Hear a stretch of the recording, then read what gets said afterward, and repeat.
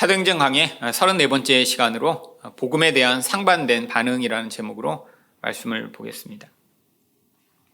제가 대학생 때 저희 대학부에서 노방전도를 나간 적이 있습니다. 나가서 이렇게 전도지만 나눠주는 것이 아니라 미리 사역일을 이렇게 같이 배우고 훈련한 뒤에 가서 사람들에게 사역일을 전하라고 그렇게 시켰습니다. 저도 처음 노방전도를 하는 거라 떨리는 마음을 가지고 가서 사역일 가지고 이렇게 사람들에게 이야기를 해보려고 하는데 대부분의 사람들은 굉장히 경계하고 이야기를 듣지 않았죠. 특히 이렇게 모여있는 사람들이 있거나 서 있는 사람을 찾아가서 뭔가 사역에 대해 얘기를 해보려고 하는데 아주 쉽지 않았습니다. 그러다가 한 무리 고등학생들이 모여있는 걸 보고 제가 가서 그들에게 사역에 대해 들어보겠냐고 했더니 이 고등학생들이 정말로 삐딱하고 불쾌한 얼굴로 저를 쳐다보았습니다. 근데 그 중에 한 학생이 저를 보고 되게 호기심 있는 얼굴로 바라보는 것을 보고 이 학생에게 전해야겠다는 마음이 들어서 그 학생에게 특별히 사역일을 전했습니다. 근데 한 장 한 장 넘길 때마다 정말 진지한 그런 태도로 들었고요. 그 사역일 맨 끝에 사실은 그림이 있죠. 의자 그림이 있은 뒤에 거기에 이제 우리가 이제 그 의자에 앉아 있는 그림에서 예수님이 그 자리에 앉으셔야 된다라고 이제 얘기를 하며 그때 이제 영접 기도를 시작하거든요. 이렇게 예수님이 당신의 마음의 중심에 오셔서 당신의 왕이 되시기를 원하냐고. 근데 그렇게 한 10분 얘기했는데 그 고등학생이 자기가 그러겠다고 하는 거예요. 그래서 제가 이야기를 잘못 들은 줄 알고 그래서 이거는 진짜 예수를 믿는다고 하는 거고 네가 마음의 준비가 되고 정말 그렇다라고 생각을 하면 우리가 같이 기도할 수 있는데 정말 예수님이 그 마음에 들어와 그렇게 왕이 되어 다스려 주시기를 원하냐고 그랬더니 정말 자기가 하겠대요. 그래서 그때 같이 영접 기도를 했습니다. 같이 있던 고등학생들은 정말 이상하듯이 우리를 쳐다보고 있었고요. 근데 그 중에 그 학생이 그렇게 반응하는 걸 보고 저도 굉장히 감동을 했습니다. 물론 그렇게 길거리에서 만난 거라 저희 교회로 데려올 수도 없었고요. 또 그랬지만 그 아이에게 앞으로 이제 동네에 있는 교회에 그렇게 해서 이제 잘 다니라고 얘기를 했지만 다녔는지 안 다녔는지는 알 수는 없죠. 하지만 그렇게 열린 마음을 가지고 있는 아이가 언젠가는 반드시 교회를 다니고 이렇게 신자가 되겠구나라는 그런 생각을 할 수 있었습니다. 참 신기하게 이렇게 복음에 반응하는 사람들이 있죠. 하지만 대부분의 사람들은 복음에 반응하지 않고 거절하는 것이 일반적입니다. 바로 이런 상반된 모습이 일상뿐 아니라 성경에도 기록되어 있습니다. 오늘 본문 말씀을 통해 사람들이 복음에 대해 어떤 상반된 반응을 하는지를 살펴보고자 하는데요. 첫 번째, 복음에 대해 수용과 믿음의 반응을 합니다. 42절 말씀입니다. 그들이 나갈새 사람들이 청하되 다음 안식일에도 이 말씀을 하라 하더라. 저희가 지난 2번에 걸쳐 살펴본 대로 이 바울은 비시디아 안디옥의 회당에 들어가 이 구약 성경 전체가 보여주고 있는 이 예수 그리스도가 구원자 되심에 대해 설교를 했다라고 이야기를 드렸습니다. 바울이 전한 메시지의 핵심이 무엇인가요? 바로 하나님이 이 예수님을 보내신 것이다. 그리고 구약에 그 이야기가 다 나오는데 바로 예수님이 부활하심으로 그 예수님이 하나님이 보내신 구원자라는 게 확증이 되었고 그렇기 때문에 너희가 예수를 믿어야지만 죄에서 자유를 얻게 된다라고 바울이 설교를 했죠. 그랬더니 이 유대인들이 그 이야기를 듣고 다음 주에 와서 한 번 더 이야기를 해달라고 이야기를 한 것입니다. 그뿐 아니라 그 한 번의 이 복음 전파에 반응한 사람들이 있었습니다. 43절 상반절입니다. 회당의 모임이 끝난 후에 유대인과 유대교에 입교한 경건한 사람들이 많이 바울과 바나바를 따르니. 아니 이렇게 한 번 설교했는데 네 말이 맞는 것 같아 라고 그들이 바울과 바나바를 따라와 결국 예수님을 믿은 것이죠. 참 얼마나 놀라운 일인가요? 한 번의 설교에 이렇게 사람들이 예수를 믿고 구원을 받는다니요. 물론 여기에는 초대교회의 아주 특별한 상황이 개입되었을 것입니다. 대부분의 유대인들은 메시아를 아주 열렬하게 기다리고 있었죠. 구약 성경 전체가 약속하는 게 바로 메시아가 오신다는 것입니다. 유대인이라면 모를 수가 없어요. 심지어는 지금 이스라엘에 살고 있는 유대인들도 여전히 메시아를 기다립니다. 예수님이 메시아가 아니시라고 하니까 그들은 아직도 메시아를 기다리고 있는 거예요. 왜요? 이 땅의 삶은 이 메시아를 통한 구원이 아니고는 늘 갈등, 고통, 슬픔, 이 모든 문제에서 벗어날 수 없다는 것을 우리는 알 수 있거든요. 당시의 유대인들은 너무나 절박하게 메시아를 기다렸습니다. 그래서 이 메시아가 이렇게 오셨다라고 하는 이야기에 사람들이 쉽게 반응했던 것이죠. 그뿐 아니라 하나님은 특별히 이 초대교회를 위하여 사도들에게 정말 강력한 성령의 그런 능력을 허락하셨습니다. 특별히 이 바울 사도는 어느 누구보다 성령 충만했던 사람이죠. 이렇게 성령 충만한 하나님의 임재와 능력이 함께하니까 거기에 있던 사람들이 쉽게 이렇게 예수님을 받아들였던 것이죠. 이렇게 예수님을 믿은 그 사람들을 향해 43절 하반절에 이 두 사도가 이렇게 권고합니다. 두 사도가 더불어 말하고 항상 하나님의 은혜 가운데 있으라 권하니라. 그들에게 이제 이렇게 하나님의 은혜를 따라 사는 삶을 살라라고 권고를 했던 것이죠. 여러분, 참 이 바울 사도가 했던 이 모든 일들, 아마 그 현장에 있었다면 이 바울과 바나바처럼 기쁘고 행복한 그런 사람이 없을 것입니다. 사실 저도 늘 꿈꾸는 게 그런 거예요. 이렇게 설교 한 번 했는데 사람들이 막 다 은혜 받고 막 예수 믿는 사람들이 막 나오고. 근데 참 요즘은 그런 일이 드물죠. 근데 이 초대교회에 어려운 환경 가운데 이렇게 설교하는데 근데 이런 기적과 같은 일들이 특별히 있었던 것입니다. 근데 그 다음 주에는 더 놀라운 일이 벌어집니다. 44절입니다. 그 다음 안식일에는 온 시민이 거의 다 하나님의 말씀을 듣고자 하여 모이니. 물론 성경에 나와 있는 이 모든 거의 다 이런 표현들은 올 사람들은 다, 와야 할 사람들은 전부 이런 의미입니다. 여기 나와 있는 이 모든 시민, 온 시민이라고 표현됐다고 해서 이 비시디아 안디옥에 사는 모든 사람이 왔다는 이야기는 아니에요. 당시에 비시디아 안디옥에만 수만 명의 사람들이 살고 있었기 때문에 뭐 수만 명이 거의 모였다 이런 의미가 아니라 그 회당에 올 만한 모든 사람들은 다 왔다 이런 의미죠. 아마 이 회당에 모였던 사람이 그 전주만 해도 몇십 명에 불과했는데 그 다음 주가 되니까 이게 몇백 명으로 늘어난 거예요. 어떻게 이런 일이 있었을까요? 그때 예수님을 믿은 사람들이 가서 그 모든 사실을 주변에 아는 사람들에게 알린 것입니다. 사람들이 전도한 거예요. 입소문이 난 거죠. 그래서 올 사람들이 다 모여 회당이 가득 차고 넘치게 된 것입니다. 이때 바울이 뭘 깨닫나요? 바로 구약이 약속하고 있는 하나님의 약속을 깨닫게 됩니다. 47절 말씀입니다. 주께서 이같이 우리에게 명하시되 내가 너를 이방의 빛으로 삼아 너로 땅끝까지 구원하게 하리라 하셨느니라. 이 구약의 이사야 49장 6절을 인용한 말씀입니다. 물론 여기 나와 있는 이 너는 메시아를 이야기하는 것이죠. 이 메시아 대신 예수님이 이방의 빛으로 이 예수님을 통해 이 땅끝까지 구원이 임할 것을 이야기하는데 바울은 바로 이것을 이 예수의 복음을 전하는 자기들에게 적용한 것입니다. 예수를 전하는 자기들도 바로 이 하나님의 약속의 수혜자라고 믿게 된 거예요. 아니 이렇게 많은 이방인들이 구원을 받다니 와 놀라운 일이다. 이 비시디아 안디옥은 이 기독교 역사에 아주 중요한 그런 장소입니다. 이제까지는 회당을 중심으로 아름아름 유대인들에게 복음을 전했는데 여기에서 본격적으로 원래 이 예수에 대해 들어보지도 알지도 못하는 사람들이 모여 예수님을 믿게 된 것이죠. 이렇게 많은 사람들이 예수님을 듣고 믿게 된 것에 대해 48절이 뭐라고 얘기하나요? 이방인들이 듣고 기뻐하여 하나님의 말씀을 찬송하며 영생을 주시기로 작정된 자는 다 믿더라.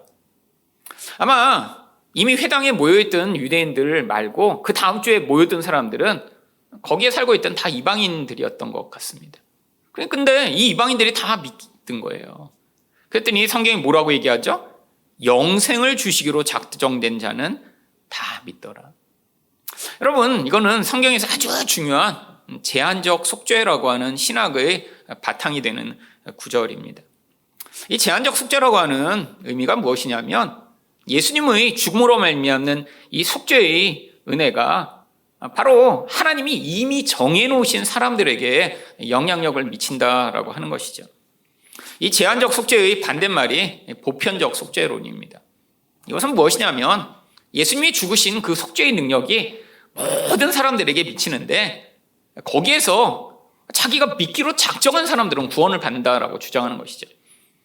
여러분, 역사상 이 두 가지 예수님의 속죄의 능력에 대해 많은 논쟁이 있었습니다.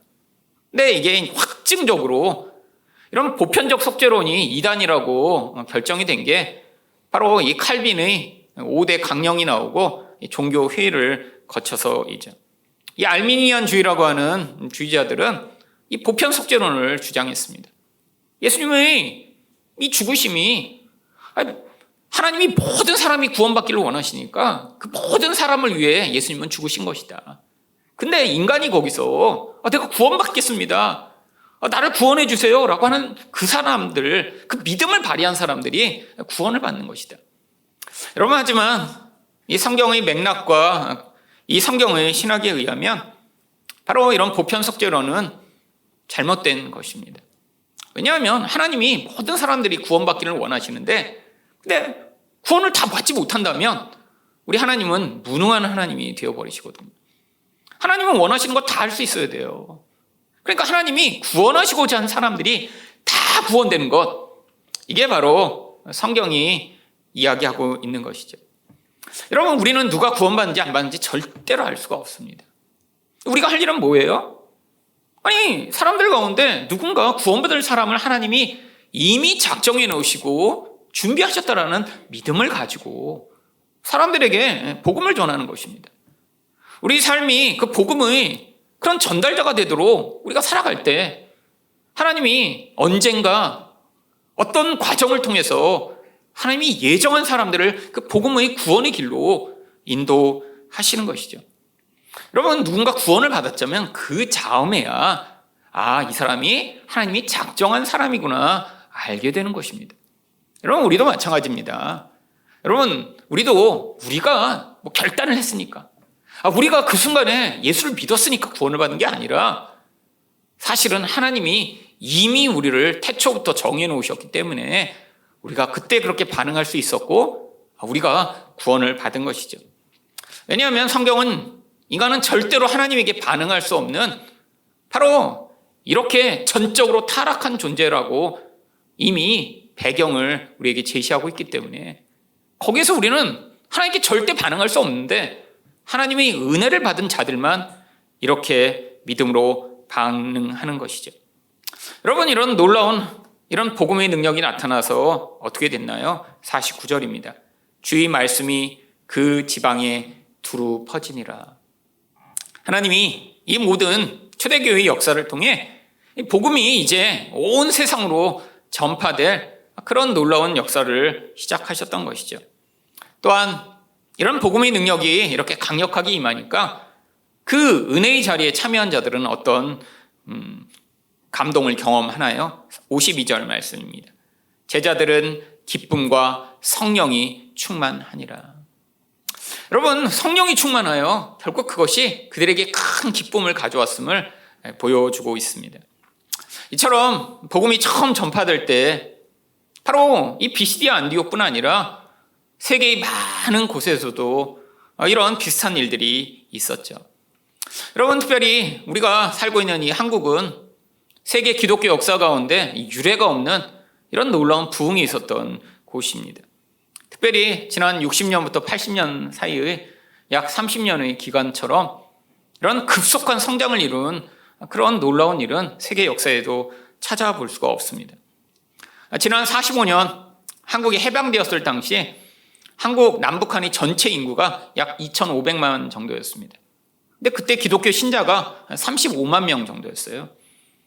남북한을 전체 합쳐서 35만 명, 약 1% 조금 넘는 숫자가 기독교 신자였죠. 근데 60년대까지도 그 숫자가 크게 달라지지 않았습니다. 1960년도에 자기가 기독교인이라고 한 사람들이 남한에만 약 50만 명 정도로 추정이 됩니다. 전체 인구의 약 2.5% 정도였죠. 근데 60년부터 놀라운 변화가 나타나기 시작합니다. 60년부터 70년까지 약 10년 동안 50만 명이던 신자가 400% 성장해서 200만 명이 되고요. 그 다음에 1970년부터 78년까지 또 그 숫자가 2배가 돼서 78년에 400만이 됩니다. 그리고 78년부터 80년대 말 1988년 올림픽 즈음에 약 800만 명을 돌파한 것으로 추정이 되죠. 그 결과 1990년도에 전 세계에서 가장 숫자로 큰 교회 10개 교회 가운데 한국에 5개가 있었고요. 그리고 전 세계 50대 교회 가운데 한국에서 23개가 포함됐습니다. 이 사도행전에서 나타나는 역사가 한국에서 있었던 것이죠. 아마 여기에 그 역사의 현장을 경험한 분들도 계실 것입니다. 아마 50대 후반, 60대 이렇게 되신 분들은 바로 이 시대를 살아가며 교회가 갑자기 막 생기고 작았던 교회가 금방금방 몇천 명이 되는 큰 교회가 되고 사람들이 전도하면 막 교회로 몰려들고 그런 놀라운 일들을 경험했죠. 이런 부흥의 역사가 가장 현저하게 그렇게 한 사건으로 나타난 것이 바로 1973년에 있었던 빌리 그레이엄의 한국 전도 집회였습니다. 여러분 5일 동안 열린 이 집회에 참여한 사람만 약 300만에서 330만 명이었어요. 여러분 마지막 날에는 이 집회 자리에 110만 명 정도가 모였다고 해요. 추정, 경찰 추정은 50만인데 교회 추정은 117만까지 세더라고요. 근데 그 하루에만 예수 믿겠다고 결심한 사람이 4만 명이 넘었습니다.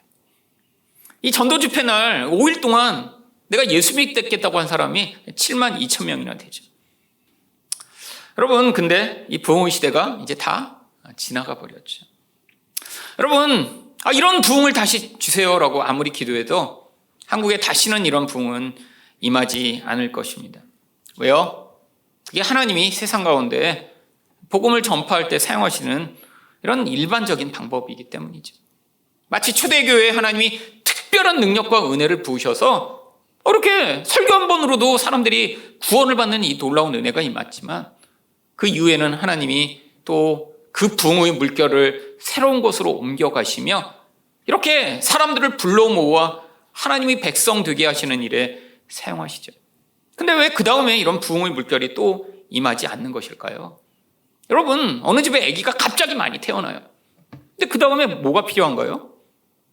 양육을 해야죠, 양육을. 여러분, 어느 집에 애를 10명을 낳았어요. 근데 야, 니네들 알아서 그냥 커. 그 아이들이 어떻게 될까요? 지금 한국교회가 그런 상황이 됐습니다.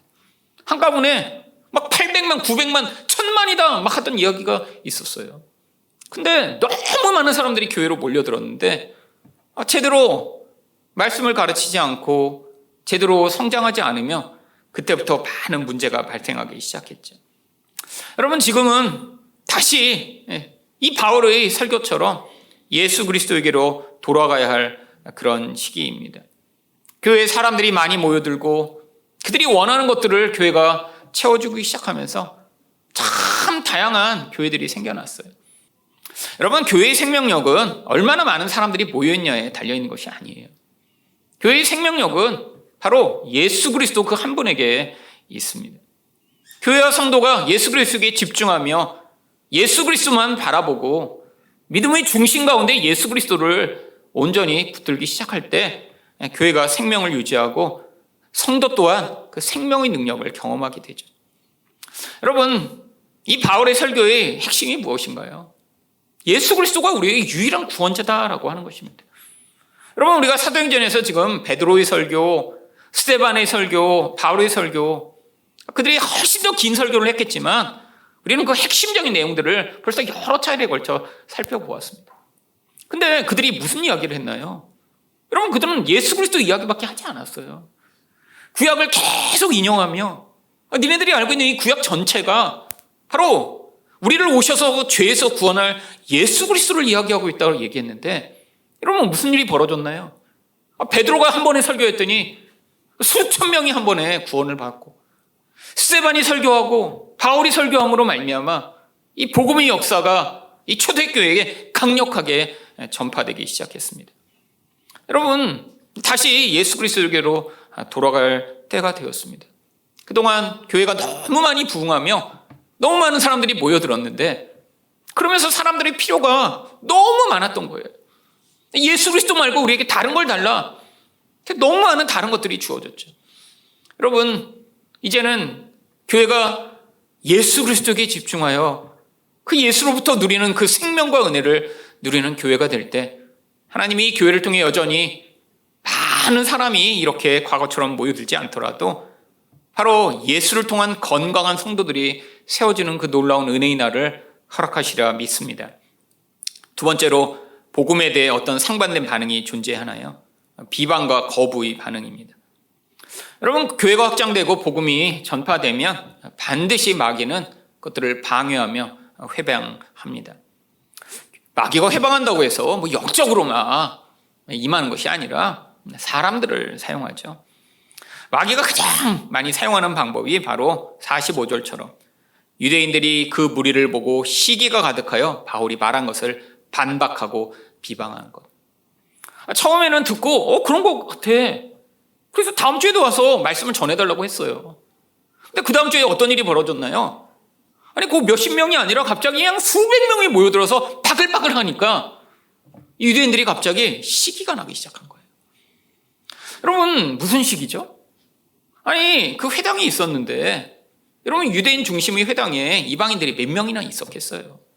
나도 이 하나님에 대해 관심이 있다라고 하는 사람, 소수의 사람들이 와 있었는데, 바울이 얘기하고 나니까 그 한 주 사이에 수백 명이 모여드니까 기존에 다니고 있던 이 유대인들이 시기 질투심이 생긴 것입니다. 여러분, 이 시기심이야말로 정말 인간 안에 가장 보편적으로 내재하고 있는 그런 영향력입니다. 왜죠? 여러분, 죄악은 하나님처럼 인간을 만들려고 하는 경향성으로 나타나기 때문에 끊임없이 우리 안에서 내가 남보다 더 나은 존재가 되고 싶은 열망을 만들어냅니다. 여러분, 세상은 이것을 바탕으로 굴러가고 있어요. 물론 세상이 이렇게 경제적으로 성장하고 학생들이 공부에 열심히 하고 다 동인도 뭐예요? 남과 경쟁하는 거죠. 근데 문제가 있습니다. 내가 정당하게 경쟁하여, 아니, 정말 나의 열심을 만들어내는 결과가 아니라 항상 뭐로 귀결이 되나요? 내가 갖지 못하거나 이루지 못한 것들을 이룬 사람들을 향한 무서운 질투와 식심으로 펼쳐대죠. 여러분, 이게 인간이 죄성이 표출되는 아주 보편적 양식입니다. 여러분, 우리 안에 이 시기심, 다른 사람을 보고 부러워하는 마음, 여러분, 남을 질투하는 마음이 있다면 바로 우리가 이 죄성의 영향력이 얼마나 강력하게 우리 안에 있는지를 비추어 알 수 있는 것이죠. 여러분, 마귀가 바로 이런 죄악의 영향을 받는 사람들을 통해 다른 사람도 공격할 뿐 아니라 교회를 회방합니다. 여러분, 바로 구약에도 이 사울이 그 시기심에 사로잡혀 무슨 일을 하나요? 정말 수십 년간 그 다음에 이 사울이 한 일이 다윗 죽이고자 쫓아다니는 일밖에 없어요. 이게 얼마나 무서운 영향력인가요? 여러분, 세상 사람들은 겉으로 아무리 화려하고 멋있고 아름답게 치장하더라도 정말 이 마음 안에 있는 하나님처럼 되고자 하는 이 시기심에서 벗어나지 못하는 것을 자주 발견합니다. 이 복음이 힘있게 전파되려고 하면 계속 마귀가 이런 사람들이 무서운 죄성을 통해 방해하고 짓밟겠죠. 여러분, 그러면 어떻게 해야 되나요? 아니, 글로리처럼 정말 힘을 비축해 괴롭히는 놈들을 한 명 한 명 정말 보복하여 끝장을 내줘야 되나요? 여러분, 어떤 반응을 했는지 46절에 이렇게 이야기합니다. 바울과 바나바가 담대히 말하여 이르되 하나님의 말씀을 마땅히 먼저 너희에게 전할 것이로되 너희가 그것을 버리고 영생을 얻기에 합당하지 않은 자로 자처하기로 우리가 이방인에게로 향하노라. 여러분, 이 길을 통해 바울과 바나바는 새로운 길을 깨달은 거예요. 우리 동족이라 먼저 그들을 구원받게 하기 위해 우리가 열심을 냈는데, 아니, 이렇게 방해하면 이게 하나님의 뜻이 아닌가 보다. 이전에는 두 번째 우선순위로 봤던 이 이방 사람들에게 하나님이 보내라고 하시나 보다라고 거기서 하나님의 새로운 뜻을 발견해 나갑니다. 여러분, 이 사도행전에서도 그래서 이 비시디아 안디옥은 아주 중요한 그런 시점이 됩니다. 이제까지는 항상 전도를 어떻게 했어요? 유대인들이 모여있는 회당에 가서 그들에게 복음을 전하다가 거기에 우연히 자기도 하나님을 믿겠다고 왔던 이방인들에게도 전하다가 하는 방식으로 전하려고 계속 그렇게 왔어요. 중요한 접점이니까요. 근데 여기서 깨달은 거예요. 이 유대인들이 이 강팍한 마음, 시기심이 하나님의 뜻을 방해하는구나. 이 놀라운 좋은 걸 전하는데 저렇게 악랄하게 반응하는 이들이 아니라 전혀 듣지 못한 이방인들을 향해 하나님이 우리 사역을 사용하시는 거라고 바로 그런 기독교 역사의 큰 물줄기가 바뀌는 기회가 된 것이죠. 여러분, 근데 이들이 여기서 멈추지 않습니다. 시기하여 막 계속 말하는 것마다 반박하고 이들이 공격하다가 나중에는 50절을 보시면 이에 유대인들이 경건한 귀부인들과 그 신의 유력자들을 선동하여 바울과 바나바를 박해하게 하여 그 지역에서 쫓아내니. 결국에는 선동을 시작한 것이죠. 여러분, 선동에 항상 뭐가 들어가나요? 거짓말이 들어갑니다. 거짓말. 없는 이야기를 계속 지어내요. 여러분, 세상에서 사람들이 늘 하는 일이잖아요. 여러분, 근데 이 배후에 뭐가 있는 거예요? 마귀가 복음이 전파되지 못하도록 만드는 강력한 이런 영향력이 있는 것이죠. 그때 이들이 어떻게 반응하고 그 지역을 떠납니까? 51절 말씀입니다. 두 사람이 그들을 향하여 발에 티끌을 떨어버리고 이고니온으로 가거늘. 왜 티끌을 떨어버렸나요? 이게 바로 예수님이 명령하신 것이기 때문에 한 것입니다. 마태복음 10장 14절을 보시면 누구든지 너희를 영접하지도 아니하고 너희 말을 듣지도 아니하거든 그 집이나 성에서 나가 너희 발의 먼지를 떨어버리라. 여러분, 이건 한국 사람이면 이해가 안 되는 말씀이지만 당시 유대인들은 그거구나 라고 쉽게 이해하는 내용입니다. 여러분, 이 먼지라는 건 그 집에 속한 일부예요. 내가 먼지를 떨어버린다는 건 이제 거기에 있는 이 먼지 조각 하나도 나와 아무 관련이 없습니다 라고 이제 거기서 선포를 하고 떠나는 것이죠. 여러분, 이 바울 일행은 지금 무엇 때문에 이 비시디아 안디옥에 왔습니까? 그들에게 복음을 전하여 하나님이 놀라운 생명의 은혜에 동참하도록, 그래서 그들과 관계를 맺어 그들에게 이 생명의 복음을 전하고자 왔는데 이 좋은 거를 거부하니까 니네가 나중에 저주를 받고 니네가 이 하나님의 복에 참여하지 못하더라도 이제는 우리 아무 관련이 없다라는 것을 이 먼지를 떨어내는 행위로 보여준 것이죠. 여러분, 바로 어떤 사람들은 이렇게 복음에 거부하며 복음을 비방하며 반대하는 사람들이 있습니다. 근데 참 이 한국은 이런 복음을 아주 긍정적으로 받아들였던 시기와 복음을 이렇게 거부하는 시기가 시기적으로 크게 나뉘는 것 같아요. 물론 예전에도 예수를 믿으라고 하면 박해하고 거부하는 경우 아주 많이 있었죠.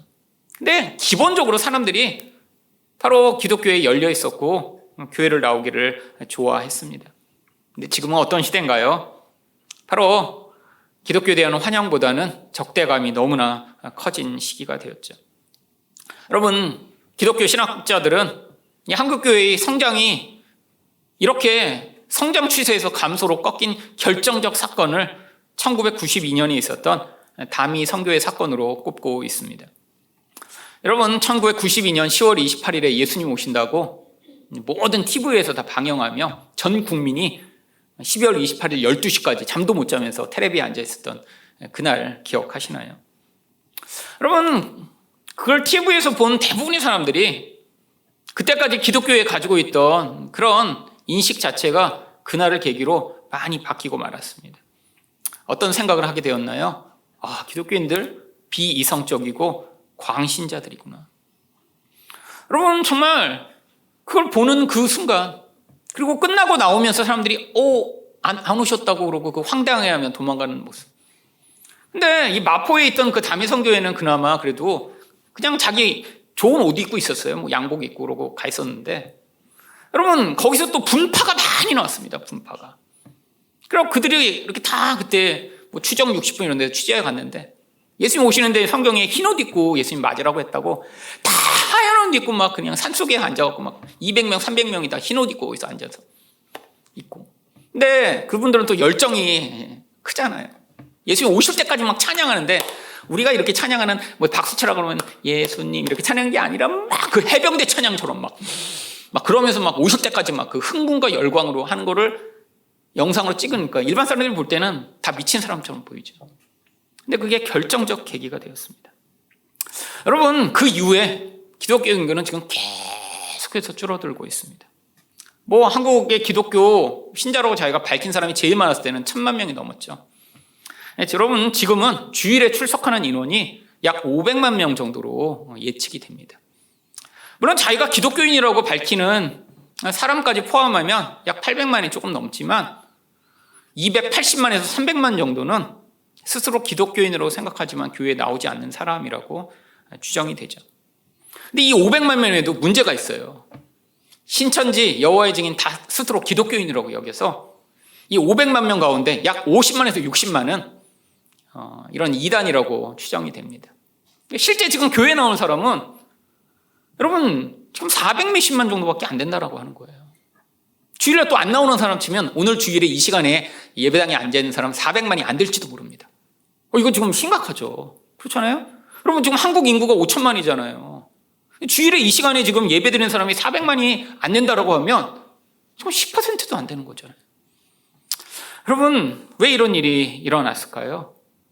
물론 그동안 너무 많은 사람들이 교회에 몰려들며 사실 어쩌면 하나님의 이 예정과 작정 안에 있지 않은 사람들까지도 교회 가서 병 낫고 부자 되고 문제 해결받기 위해 몰려들었던 사람들이 너무 많았던 것 같습니다. 아니 어느 집에 아기가 너무 많이 태어났는데 그냥 제대로 양육을 안 하면서 그 안에서 너무 많은 문제들이 생긴 것 같은 상황이 된 것이죠. 여러분 가장 큰 사람들이 몰려들면서 나타난 문제점은 역시 교회 가운데 예수 그리스도로 말미암는 이 복음의 본질이 그동안 너무 많이 흐려졌다라고 하는 것입니다. 여러분 바로 이 복음의 본질을 흐리는 영향력이 무엇인가요? 바로 기복주의와 율법주의죠. 여러분 기복주의라고 해서 뭐 복받기만을 막 추구하는 것이 아니라 결국 예수 그리스도의 나의 삶의 문제 해결자로만 바라보는 시각이 기복주의입니다. 이런 율법주의가 무엇인가요? 뭐 구약의 율법을 지키는 것만이 아닙니다. 내가 어떤 행위를 함으로 말미암아 그 행위로 하나님에게 더 큰 인정과 사랑을 받기를 열망하는 것이죠. 문제는 그게 이 사람들이 마음에 너무 잘 맞는다는 거예요.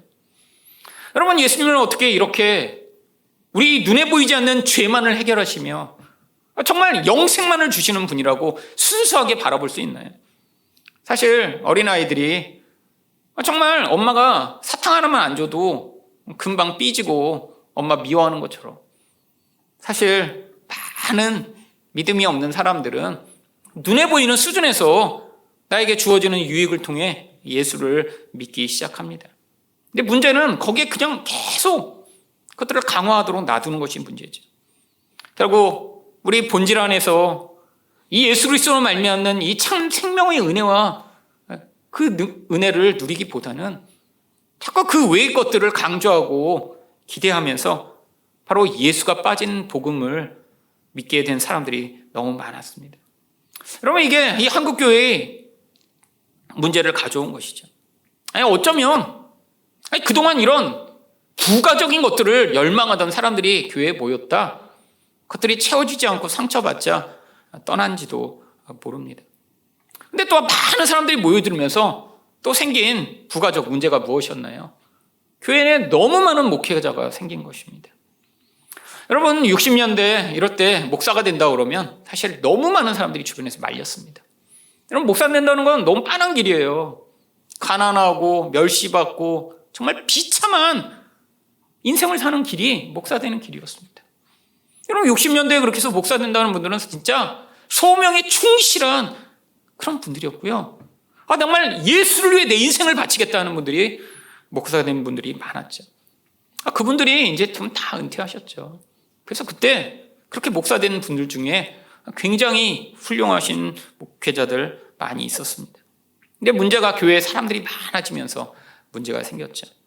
교회에서 조금 열심히 다니는 청년이 있으면 교회에서 이제 다 또 신학교 가라고 부추기기 시작했어요. 제가 다녔던 교회도 그랬습니다. 청년부에 우리 남자 형제들 중에 조금만 신앙이 좋고 열심히 나오면요, 다 신학교로 보냈어요. 다 신학교로. 그래서 제가 다녔던 청년부 한 해에 뭐 5명, 6명씩 신학교 갔습니다. 왜? 그때는 그렇게 다 조금 신앙이 있고 그러면 다 신학교 가서 목사님 되고, 그래서 이렇게 부흥하는 교회를 섬겨야 된다고 생각을 했으니까요. 근데 문제가 이렇게 돼서 무슨 문제가 생겼나요? 신학교가 너무너무 커져 버렸습니다. 여러분, 제가 신학교 들어갔을 때가 그 정점이었습니다. 정점. 여러분, 제가 신학교 들어간 이 총신, 좋은 학교입니다. 총신 신대원. 근데 한 학년에 1000명씩 입학 정원이었고요. 그다음에 저희 반에 200명이 한 반에서 같이 수업을 받았습니다. 여러분, 강의실 앞에 서면요, 물론 강의실 이거보다 한 2배쯤 길죠. 교수님이 마이크 들고 수업하는데 절반 뒤로는요, 사람들 얼굴도 잘 안 보입니다. 누군지도 몰라요. 여러분, 교수 한 명이 1학년, 2학년, 3학년 가르치면 3,000명을 가르치는 거예요. 3,000명. 제가 조교를 오랫동안 했거든요. 신학대학원에서. 기말고사 치면 이 리포트가 3,000개가 넘게 들어옵니다. 3,000개가 넘게. 각 리포트마다 뭐 10장씩 써내요. 그럼 교수님이 어떻게 하실까요? 저한테 다 주시죠. 그 박스로 갖고 와서. 여러분, 그렇게 다 수업했어요. 200명이 한 교실에 모여서. 제대로 수업이 되나요? 그래도 총신은 괜찮은 상황이었습니다. 왜냐하면 전국에 비인가 신학교가 400개나 됐거든요. 400개. 여러분, 총신은 인가받은 신학교예요. 근데 비인가 신학교는 어떤 데냐면, 여러분 길 가시다 보면 어느 교회에 신학교라고 붙어있는 교회들이 많습니다. 그냥 교회에 한 10명 모여서 거기서 목사님이 그냥 내가 그 학장이야. 그리고 그냥 거기서 안수 주는 거예요. 여러분, 제가 옛날에 기도원 다닐 때 기도 그렇게 하고 있으면 갑자기 문틈 사이로 종이가 하나 들어옵니다. 매일 그래요, 매일. 신학 그 기도원에. 그럼 뭔가 그러면 이제 심심하니까 기도하다가 이렇게 뭐가 들어오면 봐요. 그럼 맨날 거기 통신 강좌로 1년 안에 목사 될 수 있음. 목사 과정을 통신으로 한 다음에 1년 만에 안수받는다는 거예요. 그 종이가 맨날 들어오는 거예요. 그 비인가 신학교. 여러분, 근데 옛날에는 그런 분들이 많았습니다. 여러분, 근데 다행스럽게 이 비인가 신학교가 지금 거의 다 망했어요. 왠지 아세요? 인가받은 신학교마저도 지금 신학생이 없어서 다 망하게 생겼습니다. 여러분, 총신 1000명이요? 지금 1000명 아니에요. 이제 300명 정도밖에 뽑지 않는데도 지금 매년 미달을 걱정합니다. 그래서 지원하면 거의 대부분 돼요. 거의 대부분. 거기서 떨어졌다? 그러면 이거 진짜 심각한 사람이에요. 그러니까 그럼 그 면접에서 그렇게 떨어뜨리겠어요. 근데 요즘은 거의 붙어요. 그러니까 300명 뽑는데 총신이 그 1000명 뽑던데. 여러분, 한국에서 제일 크고 좋은 신학교라고 하는 이 총신이 그런데, 여러분 다른 신학교는 어떻겠어요? 뭐 고신 뭐 이런데 다 미달입니다. 다 미달. 40명 뽑는데 20명 들어오고. 그러니까 비인가 신학교가 견뎌낼 수 없어서 다 망했어요. 지금. 여러분, 그러니까 옛날에 한창 많이 목회자들이 나올 땐 1년에 10,000명씩 목회자들이 나왔습니다. 그분들이 지금 제 나이 또래 주로 목회하고 있는 분들이 한국에서. 여러분, 문제가 무엇일까요? 그 가운데 정말 훌륭하고 좋고 괜찮은 목사님도 많이 있습니다. 근데 여러분, 10,000명씩 1년에 목사가 나오니까요, 그 중에는 정말 말도 안 되는 분들이 너무 목사가 많이 됐어요. 이게 교회의 질적 하락을 갖고 왔죠. 여러분, 그 결과로 뭐가 생겼나요? 이단들이 창궐하게 된 것입니다. 여러분, 전 세계 기독교 역사 가운데 이렇게 이단들이 집요하게 다양하게 스스로 예수라고 주장하는 이렇게 많은 이단을 가진 나라는 우리나라밖에 없습니다. 한국에서 자기가 부활한 예수라고 주장하는 사람만 127명이에요. 여러분, 그 외에 이단은 정말 수도 없이 많습니다. 수도 없이. 여러분, 근데 이 이단이 나타나게 된 배경이 뭔지 아세요? 이 율법주의와 기복주의에서 기반해서 이단이 만들어진 거예요. 여러분, 이 율법주의에 쉽게 파고드는 이단이 바로 안식교나 여호와의 증인입니다. 여러분, 율법주의라는 게 뭐예요? 내가 뭔가를 해야 하나님이 기뻐하시잖아요. 안식교는 뭐라고 얘기해요? 심지어는 구약에 있는 음식까지도 지금도 우리가 지켜야 된다고 얘기를 해요. 그래서 피 있는 거 먹지 마라. 유기농만 먹어라. 그래서 이 안식교에서 음식 장사를 합니다. 유기농 이런 뷔페도 있고요. 여러분들 자주 드시는 삼육두육. 네. 여기도 안식교에서 만든 거예요. 왜? 음식에 집중해요. 구약에 이랬으니까 우리도 음식을 정결하게 먹어야 된다. 근데 왜 이들이 이러죠? 예수만으로 부족하다는 거예요. 여호와의 증인도 대표적 율법주의에 기반한 그런 이단입니다. 여러분 주일날 오실 때 이 추위에도 밖에서 전도하시잖아요, 그분들. 그래서 전도를 직접 하는 것도 아니에요. 그냥 여기다 파수대 세워놓고 거기 그냥 두 분이 서 있어요, 돌아가면서. 여러분, 근데 이분들은 이걸 매주 해야 되는 시간이 할당되어 있습니다. 그래야 자기들이 하나님에게 인정을 받는다고 생각을 해요. 그래서 그 할당 시간을 채우느라고 돌아가면서 계속 와서 서 있는 거예요. 여러분, 또 기복주의에 기반한 이단들은 엄청나게 많죠. 신천지요? 여러분, 철저하게 기복주의에 기반한 이단입니다. 이들은 자기네들 14만 4천 명이 나중에 전 세계를 14만 4천 개의 조각으로 나누어 왕권을 가지고 통치할 거라고 믿어요. 그래서 그거 지금 젊은이들이 다 꼬임에 넘어가고 있는 거죠. 지금은 가난하고 지금은 능력이 없지만 예수 그리스도만 오셔서 신천지만 이루어지면 내가 그거 다 뺏어갖고 내 걸로 해야지. 지금 그러고 지금 열심히 믿는 거예요. 하나님의 교회도 마찬가지죠. 여러분, 그뿐 아니라 그동안 너무나 많은 목회자들이 많아졌는데 그 중에서 굉장히 탁월하고 정말 능력이 많은 목회자들도 있었습니다. 이름만 되면 알만한 그런 분들이요. 근데 어떤 일이 벌어졌나요? 이분들이 자의반 타의반으로 너무나 자기의 힘과 능력과 영향력을 강화하기 시작했죠. 여러분, 대표적인 분이 조윤기 목사님이죠. 여러분, 조윤기 목사님, 제가 사실은 저랑도 밀접한 관련이 있습니다.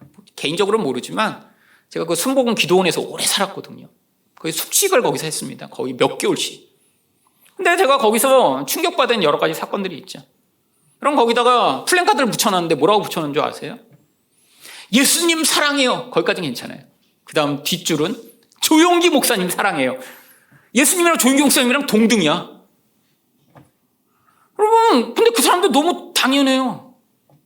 조용기 목사님이 그 기도원에 오실 때가 있습니다, 가끔씩. 근데 사람들이 정말 열광을 하면 그 목사님, 예수님 만나듯이 만나려고. 제가 한번 예배 드리는데 그 순복음 기도원 옛날에도 그랬지만 의자가 중간 이후부터만 있습니다. 그리고 절반에는 마룻바닥으로 돼 있어요. 왜 그런 줄 아세요? 아픈 사람들은 다 앞에 와서 그 마루에 앉아 있어요. 누워 있거나. 병 나으려고 모여드는 거죠. 조용기 목사님 오셔서 설교하셨어요. 근데 사람들이 하도 조용기 목사님한테 달려드니까 항상 경호원들이 여러 명이 서 있습니다. 사람들이 다가오지 못하게.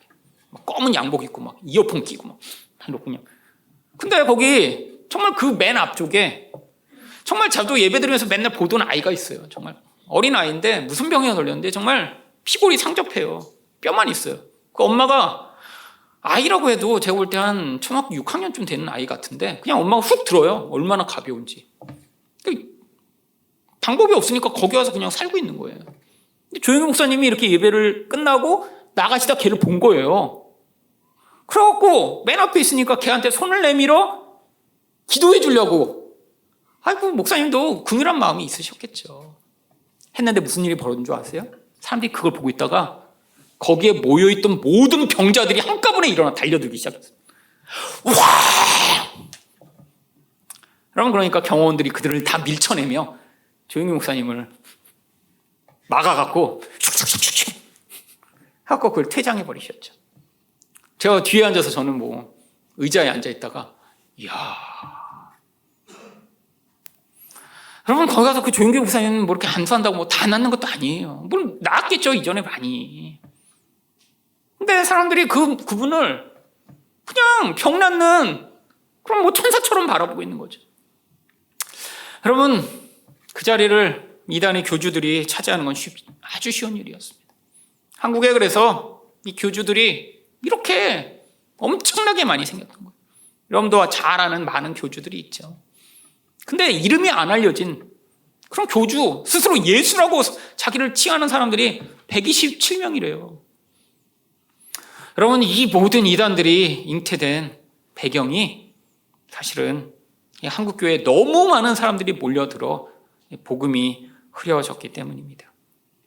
여러분, 지금 그러면 우리는 어떻게 살아야 할까요? 사실 그래서 우리가 예수 그리스도 중심적으로 돌아가야 합니다.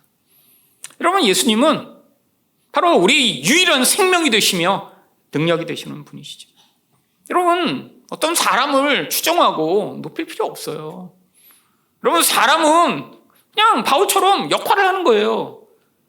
여러분, 아무리 능력이 많고 성령 충만해도 하나님의 어떤 목적을 위해 사용하시는 도구에 불과한 것이죠. 여러분, 이제는 적은 수가 모여도 바로 예수만을 바라보는 생명을 가진 사람들이 세워져 이 많은 사람들이 모였다.